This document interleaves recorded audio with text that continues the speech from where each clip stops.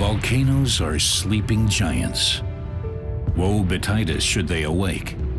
Millions of people live in their shadows and very close to a looming catastrophe. But even giants, far away and long forgotten, can suddenly come alive. Looking at history, we come to understand that active volcanoes also need to be reckoned with in the future. Volcanologists, climate researchers, geologists, they all want to learn from previous catastrophes in order to save lives in the future.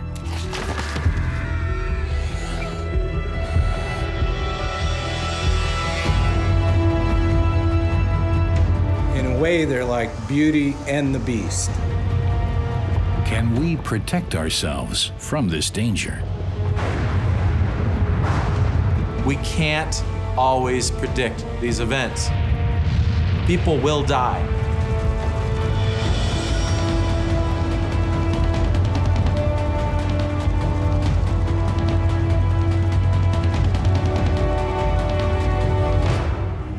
The Ilopango Lake in El Salvador. Few know that this huge lake was created by the eruption of a volcano. Archaeologist Payson Sheets from the University of Colorado is eager to find out how civilizations can prepare for large volcanic eruptions. In order to do that, he is going to conduct research on a dormant giant, a volcano right directly beneath him. 1,500 years ago, this was much as it appears now, beautiful, quiet, but the magma pushed up through a vent caused a colossal steam explosion, and volcanic ash blasted all over the landscape and changed El Salvador from a lush tropical paradise, it really was, to a desert, a white desert overnight. Yeah, okay, cool. So I'll do the revision. Could the volcano erupt again today? Let's go.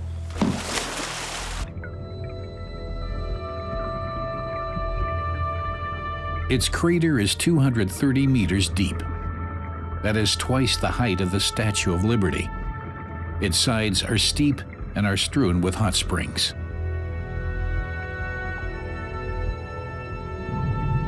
There are indicators that new magma continues to rise to the surface.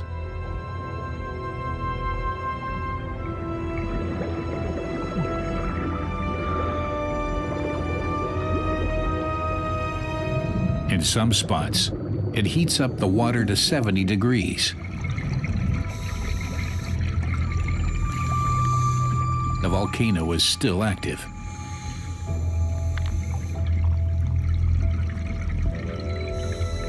The majority of dormant giants remain invisible, sometimes for so long that they fall into oblivion.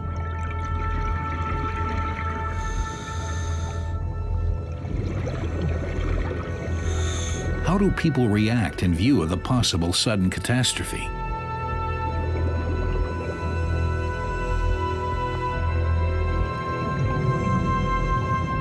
Payson Sheets delves deep into the past to answer this question.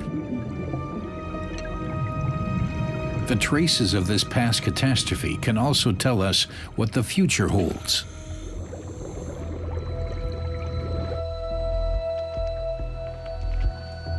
It is the quest for the power of the sleeping giants. Robert Dole from the University of Texas in Austin has researched the scope of the last great eruption. Yes. There is a very large magma chamber that sits under Lake Ilopango. And one of the wonderful things about a caldera lake is that unlike the more conical stratovolcanoes that we are used to seeing, the magma chamber down below, the lake itself is showing really almost the entire size of the magma chamber. I expect that an eruption will happen from Ilopango at some time in the future. It's happened over and over again in the past, and it's likely to happen again. This is the place you need to research if you want to know how civilizations react to the threat. Because El Salvador hasn't just been destroyed several times by volcanoes. The area has also been populated since millennia. Olla de Cheren is located 35 kilometers from the Ilopango. The small Mayan town provides important clues as to how people have led their lives in the face of danger. For one thing, the village isn't located under the ash layer of the Ilopango. It is actually constructed on top of it. The results of his excavations here make Payson Sheets believed to have found what a life with a sleeping giant has been like up until today. More than 1,000 years ago, only a few hundred people lived in Cheren. Their village was destroyed by a volcanic eruption.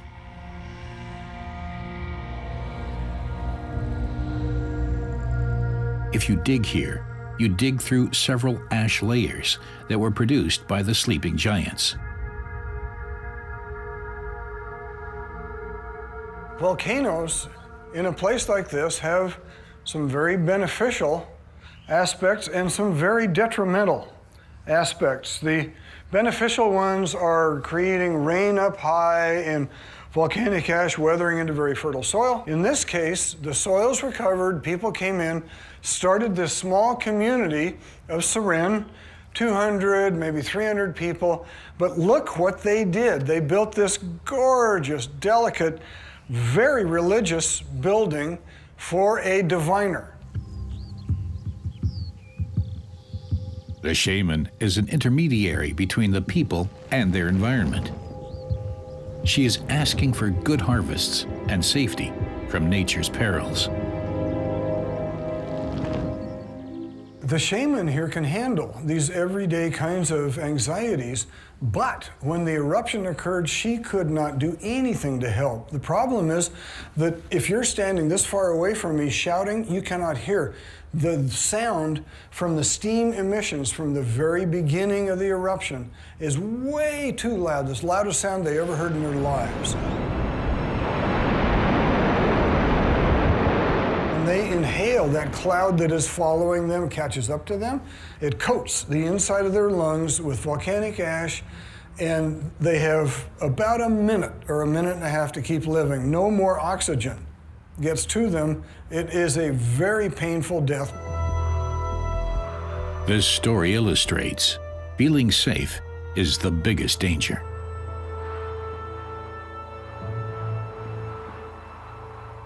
But Payson Sheets believes that the giant's power reaches far beyond its ash. In Mexico, 1,200 kilometers away, there is a mysterious place.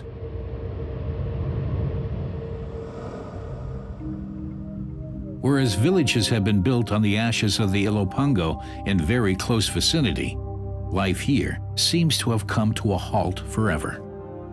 Today, the city in Mexico's high plateau is called Teotihuacan, the place where humans become gods.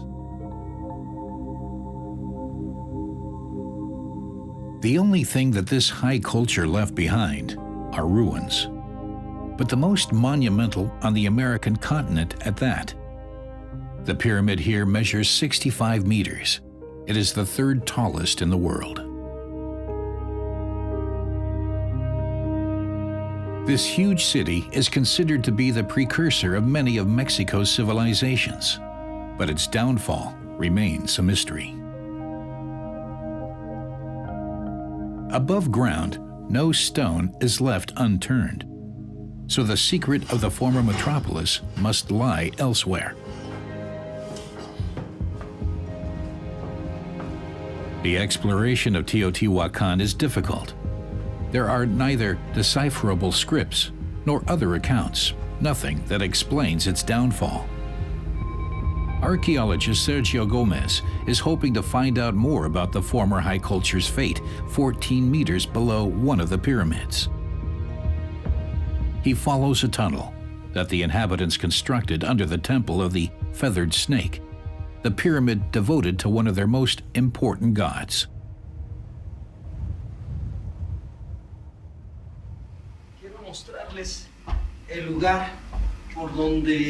It's a rare find. In 2003, Gomez discovered a shaft 100 meters away from the pyramid center. Since then, he has been trying to advance further into the tunnel. Camera robots give the researchers a first impression of what awaits them on the inside of the shaft.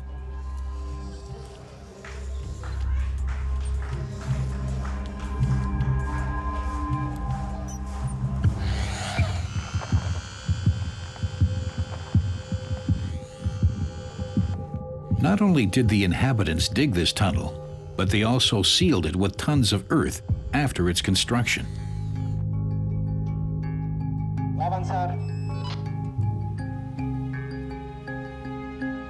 Without pack animals and wagons, they put a tremendous effort into hiding a construction that was supposed to remain hidden forever.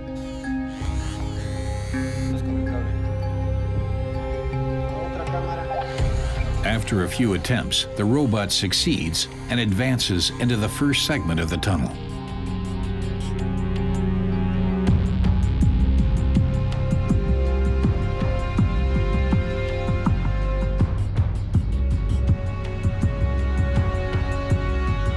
The images show that the tunnel wasn't constructed to serve an earthly use. It is part of a type of underworld that existed underneath the bustling city. Its purpose, however, still puzzles scientists. At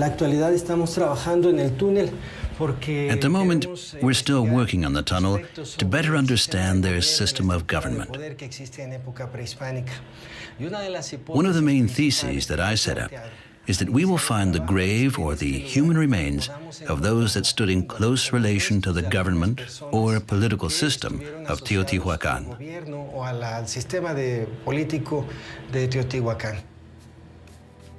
Meanwhile, the team has uncovered several meters of the tunnel.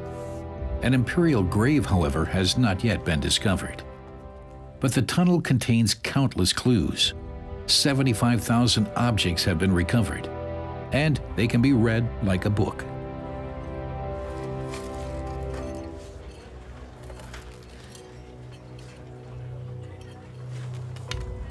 Caribbean conches, statues, masks, and sacrificial vessels. Mysterious sculptures with ornaments showing a high level of craftsmanship. The inhabitants must have been in contact with several different cultures. But few of the found objects were of practical use. The most bizarre find, ritualistic knives made of glass and a piece of human skin.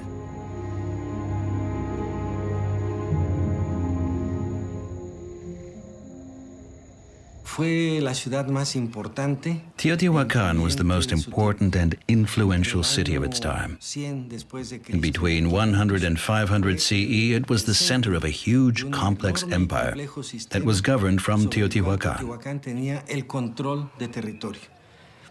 Furthermore, Teotihuacan was, symbolically speaking, the most important holy city that existed and that had ever been constructed until then. Teotihuacan is located in central Mexico, just 45 kilometers from the capital. It is known to have served as a model for the construction of Mexico City. Today, over 20 million people live in the environs of the city, one of the world's largest. It is the economic, cultural, and social epicenter of the country, and it continues to grow. Especially in its wealthy center, one can easily forget the danger of a volcanic eruption. It's a normal day like in any other megalopolis. Everything seems to be more important than a preparation for a disaster situation. Modern symbols of wealth and power rule the skyline.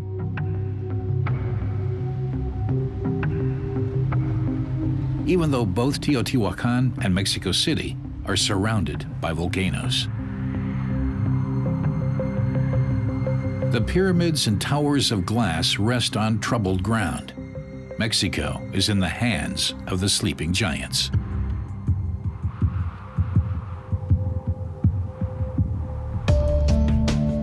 Craters rise up everywhere.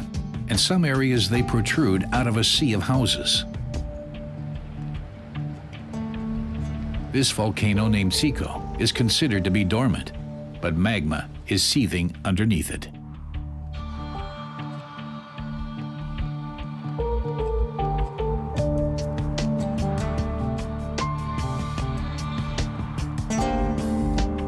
It can find its way to the surface at any given moment.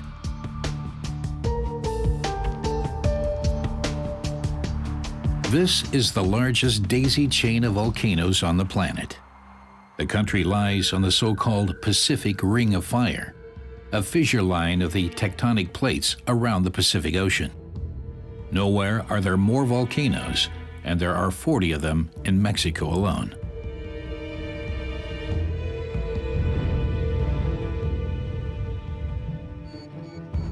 Only 50 kilometers from Mexico City, one of the most dangerous volcanoes, the Popocatépetl, lies dormant. Its active signs are constantly monitored: seismic waves, elevations of the ground, gases. It became active again in the 1990s.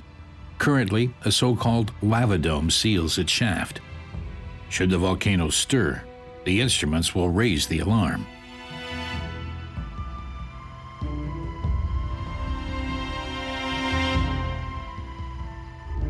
Ramon Espinaza is the vice director of the Popocatépetl Observatory.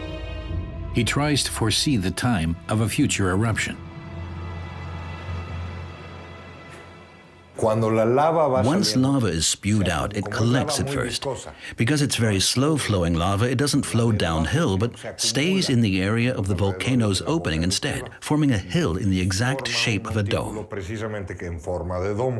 This dome seals the shaft and prevents not only gases from leaking, but also the release of energy. That's why this energy is then collected underneath it until it reaches a sufficient amount to explode and to catapult the dome into the air.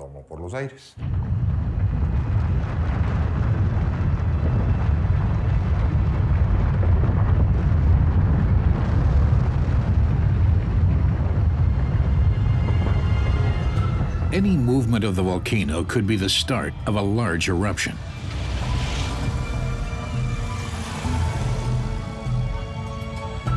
In 2000, a big eruption announces itself.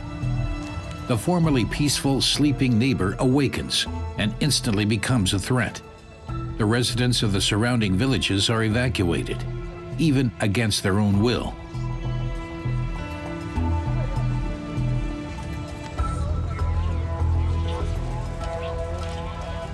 But El Popo quiets down again.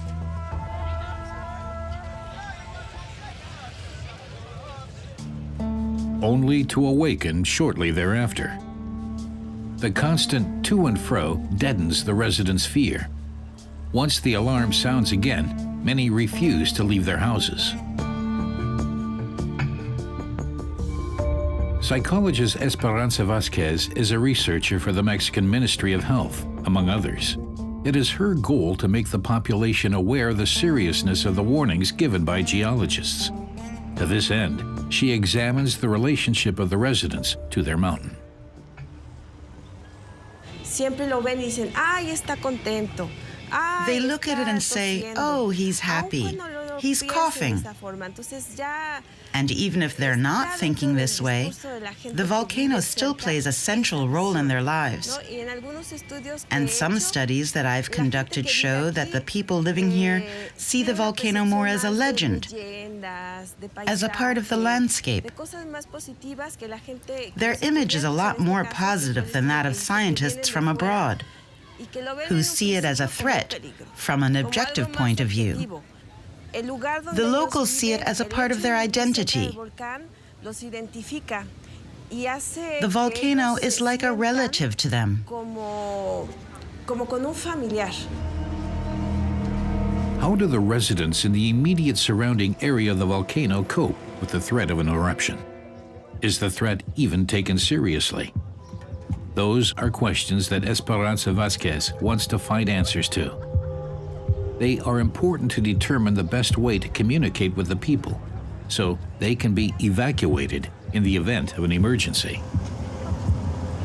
The psychologist especially wants to communicate with the new generation. Shut off the water, turn off the gas, and switch off all electrical devices, and put on protective glasses and a face mask so I won't breathe in any ashes that could hurt me. I think it's better to be close to an active volcano. A dormant one can also erupt at any time. But with an active one, at least you know about it and you can prepare better for it. People all over Mexico are aware of the volcano's untamed powers. Just 230 kilometers from the capital, there is a village church embedded in lava.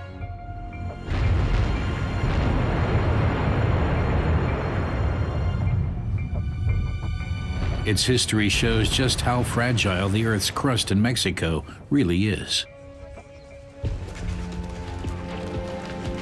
In February 1943, in the middle of a cornfield, the ground starts to rise and then burst. A new volcano is formed right in front of the eyes of the farmers. Within 2 days, its constant eruptions produce so much lava that it rises up to a height of 50 meters. A year later, it is 336 meters high. The lava destroys everything in its path, except for the church.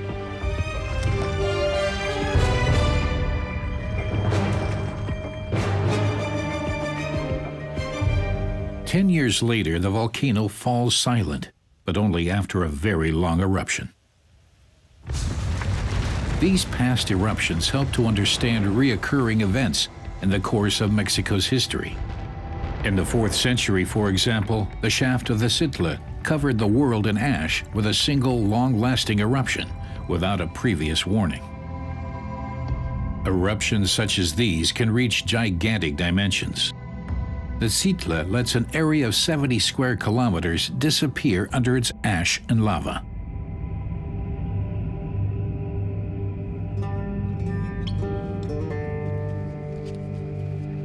The city of Huiculco is completely destroyed.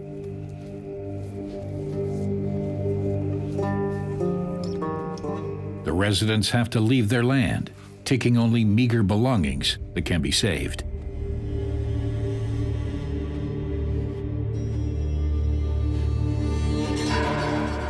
Only the pyramid defies destruction.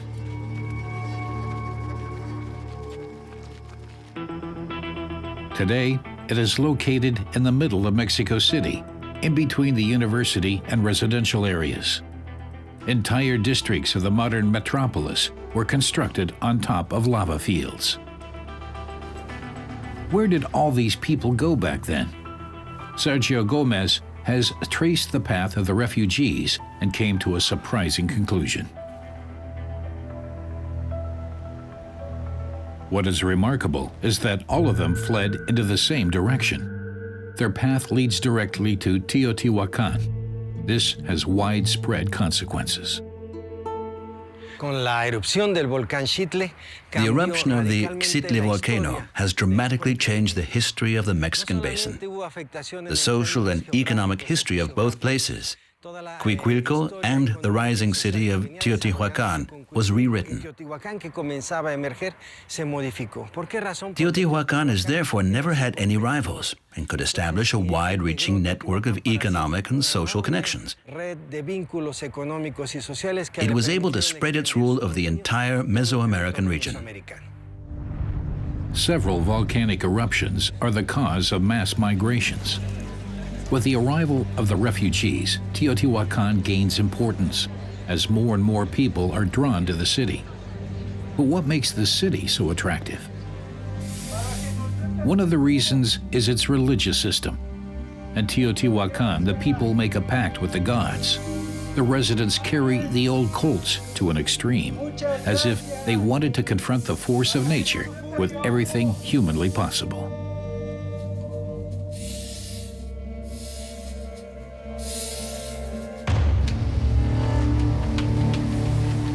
The priests don't even shy away from human sacrifice, meant to protect the city from catastrophes. But the idea that nature can be kept under control by performing rituals will soon be proven wrong. Even today, the danger is far from over. The giant can awaken at any moment. How do you live with a dangerous volcano close by? How do you cope with this constant threat? No one trusts the official institutions anymore. Too often, they warned the population of an eruption that didn't happen in the end. Therefore, many turned to ancient knowledge.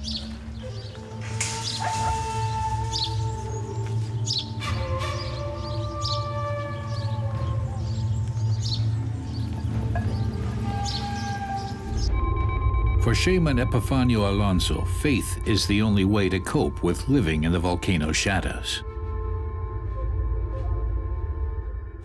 Dios, nosotros siempre nos encomendamos a Dios. We always trust in God first, always. El volcán es un lugar The volcano is the adecuado place para nosotros to ask for what we need. necesitamos. Ese lugar es de It is the place of the descent of God's Spirit. Y nosotros Here we pray to receive everything we need to lo live, que necesitamos. Todo lo que everything we necesitamos. need. Volcanoes represent the primal forces of nature. Their power reaches beyond human control. That is why they continue to be seen as home of holy beings until today.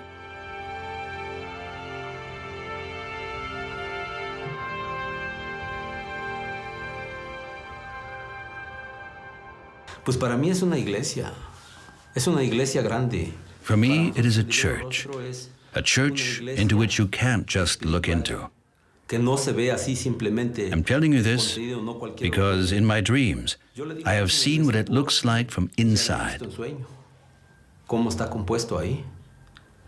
Así es. That's how it is. Ahí, And we ahí es climb up donde there to baja pray for el enough Espíritu de food Dios.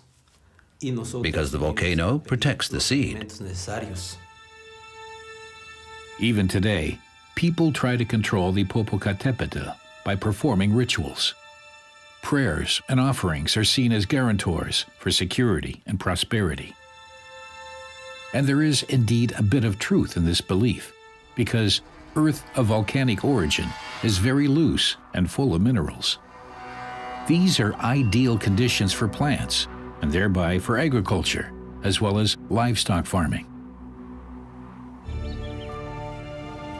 In the area surrounding the volcano, a few centimeters underneath the soil lies the ash of its eruptions. As soon as the giant sleeps, the ash turns into the most fertile soil on the planet. But the price is high. The Popocatépetl has catapulted stones all the way to here, several kilometers away.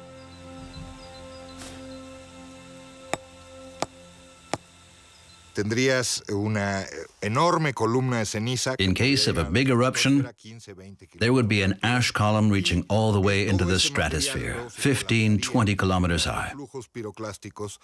All of this material would then fall back into itself and cause pyroclastic flows that would cascade down the sides of the volcano towards the surrounding villages. A la población de estas localidades. These pyroclastic flows are the biggest and most treacherous dangers of a volcano. Barely noticeable at first because they are so quiet.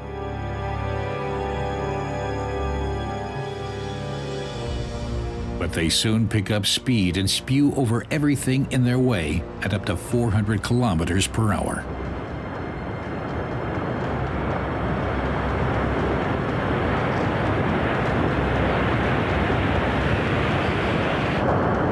It is highly dangerous to conduct research on them. In the 1970s, Katja and Maurice Kraft were real celebrities in the geologist scene.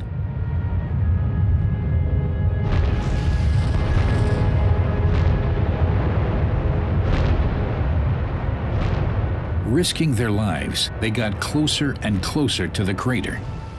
Even today, this is still the only way to learn more about volcanoes.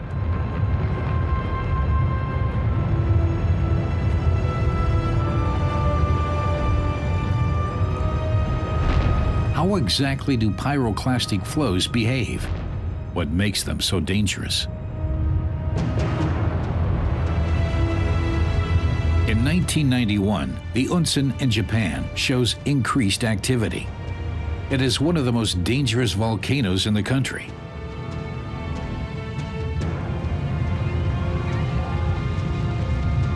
The crafts are just a few meters above the valley floor on the hillside when the pyroclastic flow reaches them. Both lose their lives.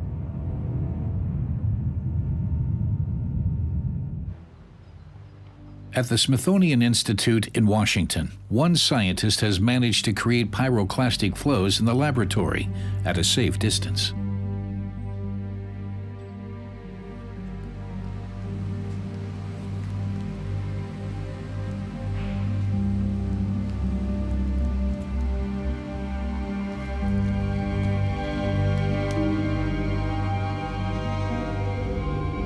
Benjamin Andrews didn't have to risk his life for this. He creates artificial ash clouds on a smaller scale. They behave just like real flows, but they're a lot smaller.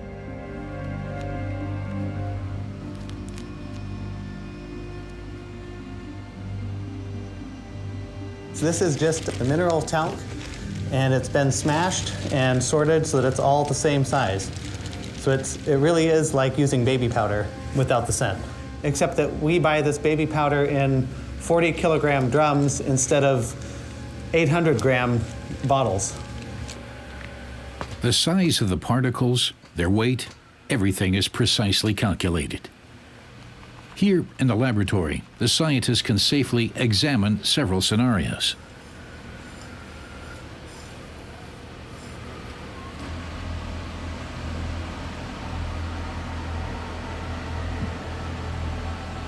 He creates obstacles on a miniature scale, like small mountains. What makes the flows so dangerous in real life? Pyroclastic flows are very dangerous because they move very fast, they are very thick, and they're very hot. And these currents, they look fluffy, but they're not fluffy at all. Instead, they're a very fast-moving mixture of ash and rocks and pumice. And all of this has the effect of destroying pretty much anything and everything in its path. The laser light makes visible the behavior of the flows. If they are relatively cool, they can easily overcome the obstacle.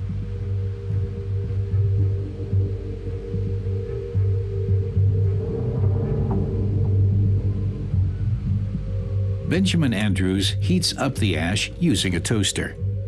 He wants to know whether extremely hot ash behaves differently. And indeed, once a hot pyroclastic stream hits an obstacle, it can't overcome it. Instead, ash and gases rise into the atmosphere.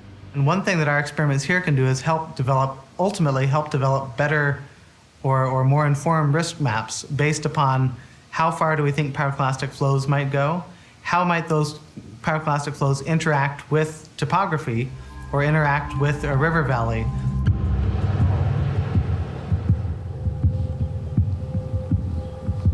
The local authorities close to Popocatépetl are trying to find safe ways out of the danger zone using these investigations.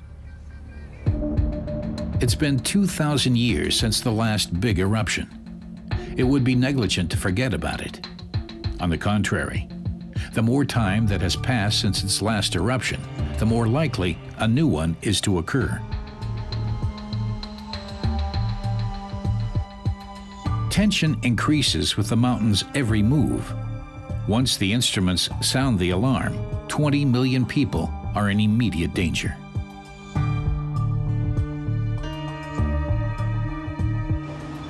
Senapred to El Popo, Senapred to El Popo, do you read? Smaller explosions and earthquakes like these can always be the beginning of a larger eruption. This is Popo calling Senapred. I can read you loud and clear, over. The preparations for an emergency are meticulous.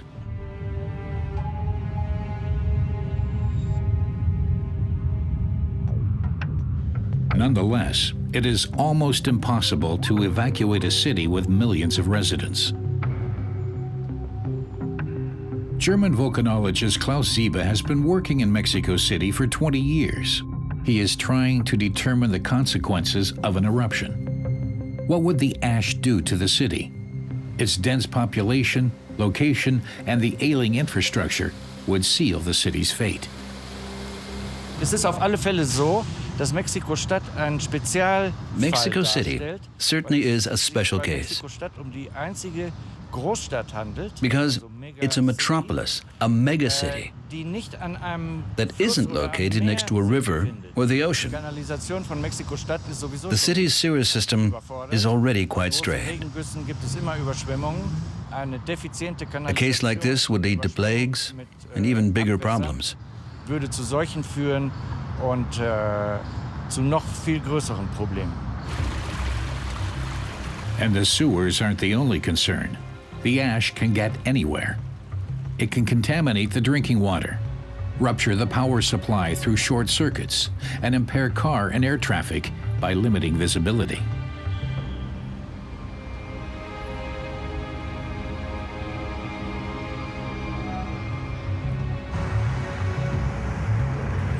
It is hard to believe that more and more people want to move here. But life with a fire-spitting giant can also have its benefits. Benefits that were also valuable to Teotihuacan back then. Volcanoes create fertile soil. They seem to intensify the need for rites and culture. The pact with the gods promises people a life and safety. But for Teotihuacan, these are not the only advantages. Imagine, it is the most successful civilization that had ever existed in Mesoamerica in political and economic and religious terms, no doubt about it. Just like Mexico City, Teotihuacan lies on a high plateau, far away from the ocean. Nevertheless, the residents have access to plenty of food. There is prosperity, and not only in the upper class. Soon, the city becomes larger than the ancient Rome. At Teotihuacan, you have to imagine a city of over 100,000 people, beautiful gridded streets and residential compounds, apartment buildings, and the agricultural system works very well. Trade routes all the way down into what's now Guatemala and Belize and El Salvador, all the way up into New Mexico. Volcanoes supply the crude material for the city's wealth. The alleys are full of obsidian workshops. The volcanic glass is used to create jewelry, cold objects, and tools. And Teotihuacan exports weapons to all of Central America.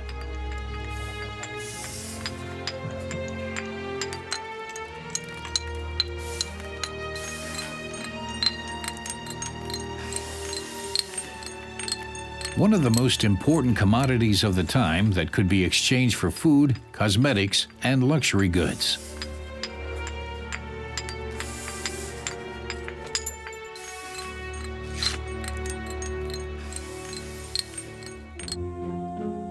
Obsidian is created when lava cools down so quickly that it cannot form any crystals.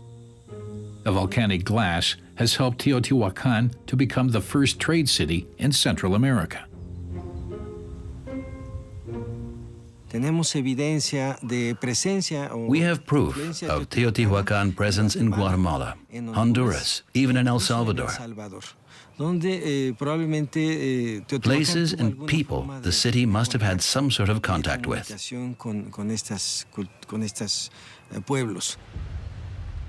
Volcanoes let the city flourish.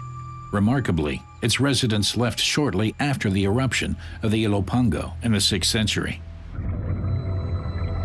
Is this where the secret of the city's downfall can be found? 1,200 kilometers away. Peace and Sheets is sure that the Ilopango is responsible for the fall of Teotihuacan. But after several centuries, it is hard to prove his theory.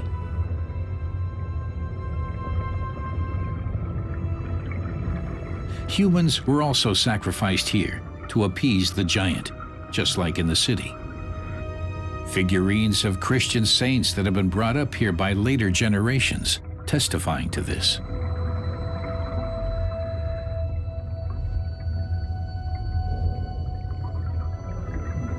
And yet, the danger seems to have been forgotten.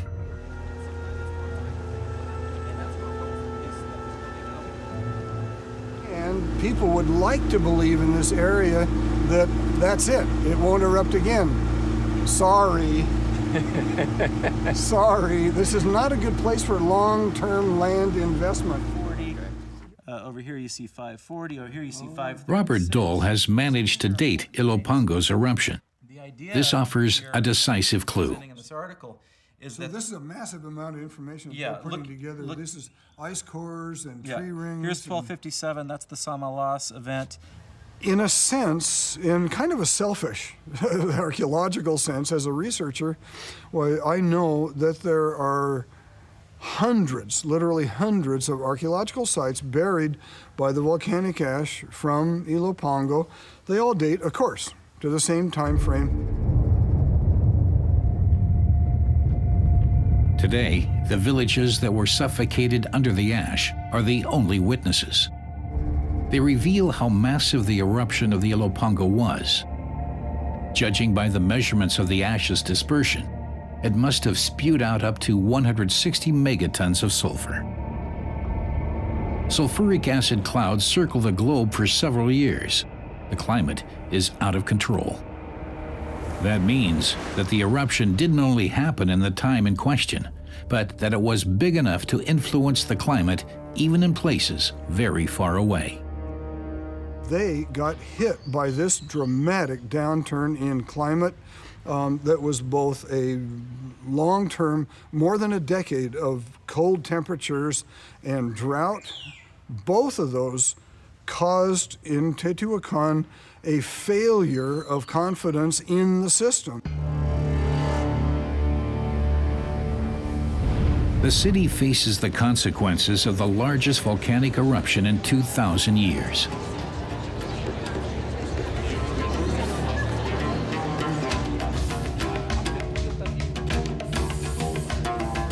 For 500 years, the pact with the gods and the omnipotence of the priests have kept the volcano in check.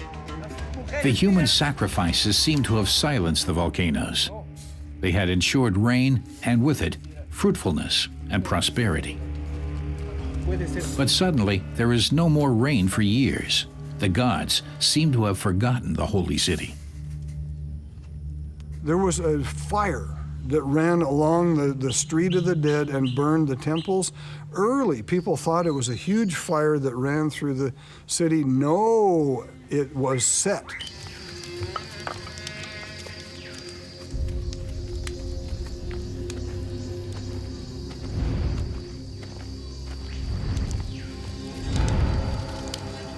The enraged residents set fire to the symbols of the gods that no longer provide them with shelter.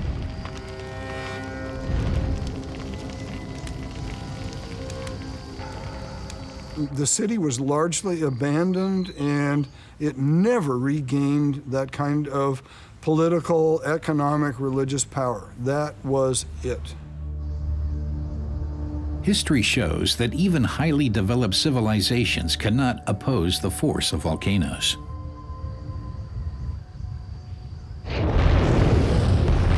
"1,500 years after the catastrophe of the Ilopango, in 2008, the Chaitén in southern Chile erupts, almost without any prior warning. Its eruption catches the population off guard, and it can barely flee to safety. Shortly after, the eruption column collapses, and pyroclastic flows gush down the sides of the mountain. The Chaitén has proven how difficult it is to predict a dangerous eruption. For centuries, the volcano was considered to be dormant. The city of Chaitén is completely destroyed. Due to the destruction and the constant volcanic activity, the government decides to abandon the place completely.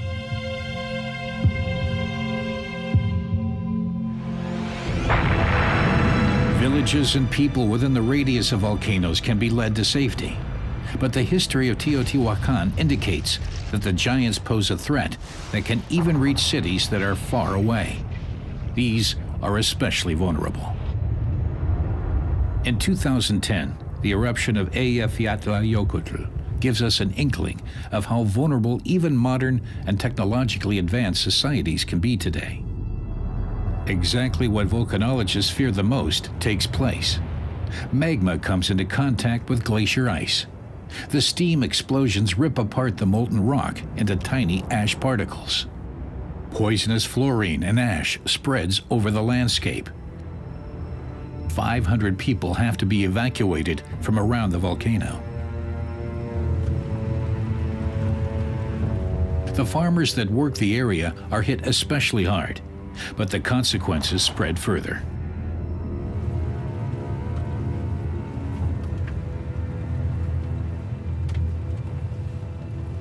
The wind continuously pushes the ash clouds into higher air layers and sends them across the North Sea over to Central Europe. In April 2010, they reached Germany. All air traffic is grounded.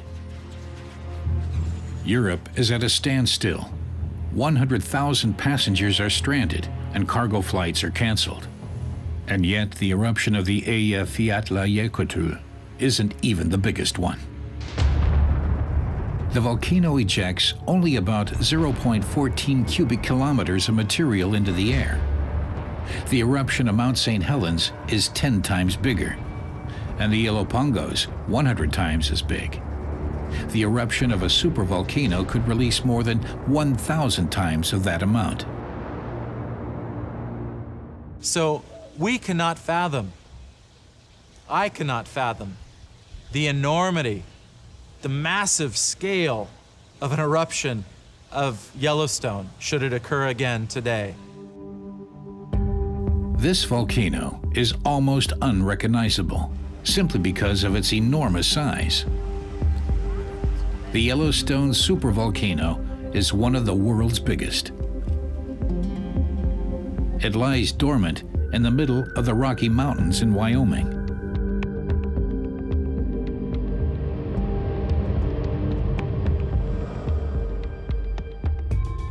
Henry Heisler is a geologist working for the Yellowstone National Park.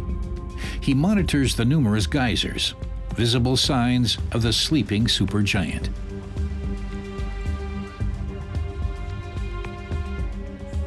Go ahead and pan it out towards Guardian. This is the largest collection of hot springs in existence. 3 million visitors come to see them every year. In a way, they're like Beauty and the Beast at the same time. They look gorgeous, but you can have above boiling temperature waters, you can have acidic conditions, pH 1 and 2, the pH of battery acids, you can have dangerous geothermal gases in low areas. So how do we choose where to safely put these boardwalks so visitors can experience the sights, sounds, and smells of a hydrothermal area safely? It is invisible to the visitors, but the American continent is pushing itself very slowly over a huge magma bubble. The tourists deem themselves in safety while contemplating the natural spectacle above the supervolcano.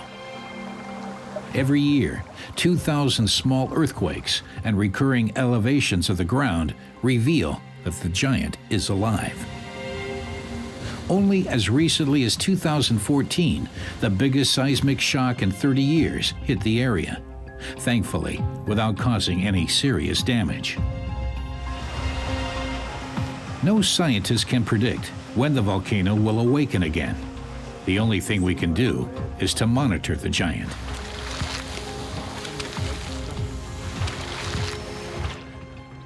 One look into the Yellowstone's history shows that the volcano has erupted several times.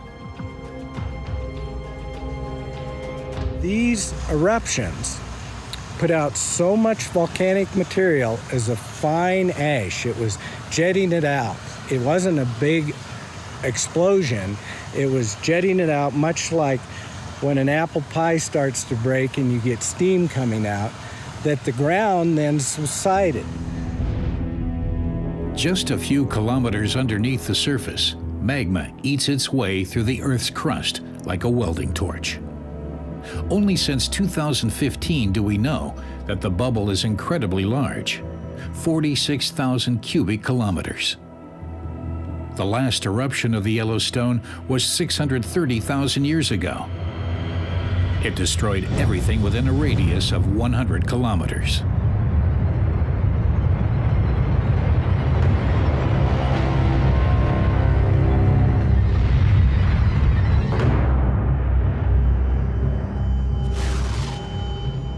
Ash rains down even 1,500 kilometers away. The rest of the world disappears into darkness for over decades.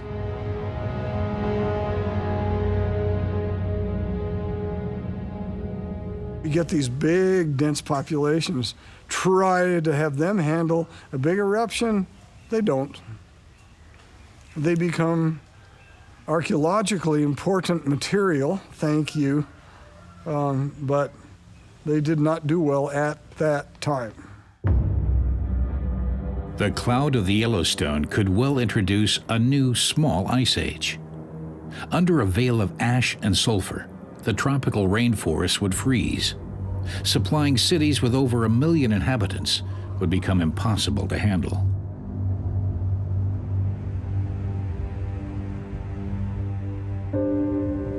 These huge eruptions are extremely rare. They occur only once every 100,000 years.